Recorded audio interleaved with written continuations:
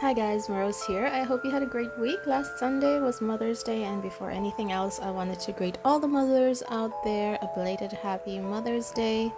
And also, congrats to the winner for my Arya portrait giveaway, which I announced last Friday, and that would be Devjit. I hope I pronounced that correctly, and I'll be very happy to send you the Arya portrait. And as a bonus, you can let me know what other Game of Thrones or Avenger character you'd like a portrait of. Now, obviously, this giveaway didn't get as much circulation and engagement as I would have liked, so I'm guessing it was probably premature to run a contest completely on YouTube alone, because I have done other giveaways on other platforms and they did get much better engagement. But anyway, whether the engagement is 1 or 100 or 1,000 or 100,000, I'm still happy to gift this to a true fan of Game of Thrones who gave me an awesome response to my 2 questions. So Devjit, congrats to you, and I'll get in touch real soon.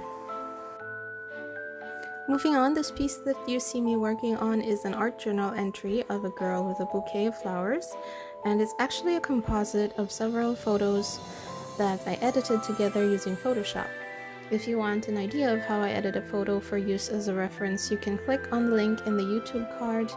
Later on, I'll try to do another more in-depth tutorial about the compositing and editing process. Now, regarding the painting process, truthfully, I wasn't very happy with the progression here. Even though the piece did turn out well, getting to that point was rather difficult. For one thing, I wasn't focusing well and I was in a hurry. For another, I was very intimidated by how strong the colors I'd selected were as compared to what I'd had in mind for the piece, which was more muted colors and ones that aren't so vibrant. So that kind of threw me off, and I felt like I was scrambling more than the usual to control the colors that I was trying to blend into one another. And I was on the verge of abandoning the piece and maybe redoing it, but since I had in mind to do the finish with colored pencils, I felt there was still a chance that I could save it.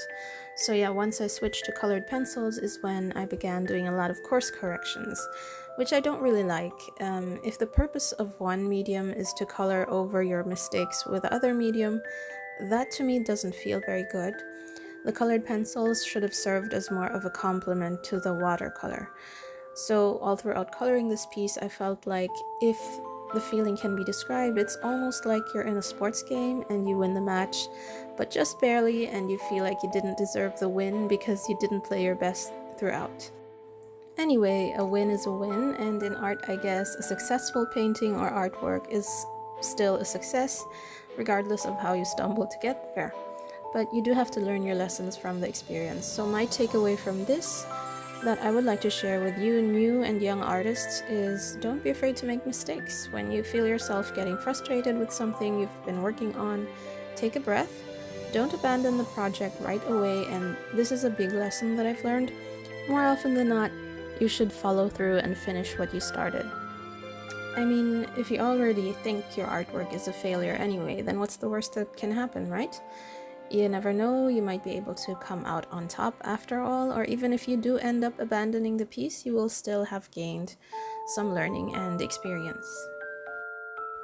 So just to repeat those 2 points, I would like for you to try and not be afraid to make mistakes, and 2, follow through on your artwork.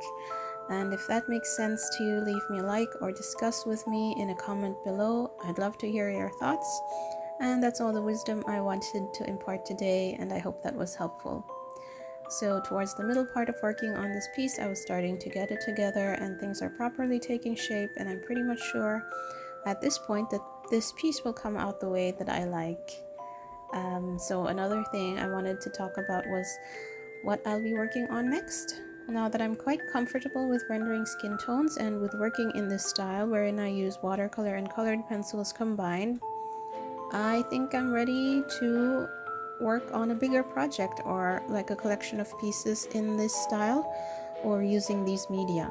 So what's next is some larger pieces with a specific theme, and as I was thinking about a theme, I went looking through my old digital painting files and found this rough digital painting that I'd started on a few years ago. It was the first one that I'd done for an elemental series, elementals meaning water, fire, earth, air, and such. And I think I will get back to working on this series or something similar, something that has to do with the elements and incorporating the human figure with elements of nature, so something more on the surreal or fantastical. And once that is completed, I will, as some of my friends have suggested, I would like to try either exhibiting some of my pieces or creating prints for sale and possibly selling some originals as well.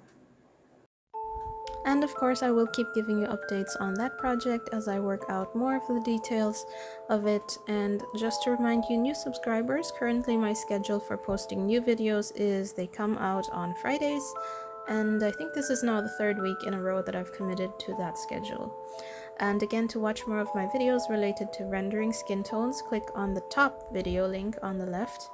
For other time-lapse videos of a different theme, click on the lower video link on the left of your screen. Thanks again for watching, guys. See you next Friday. Bye.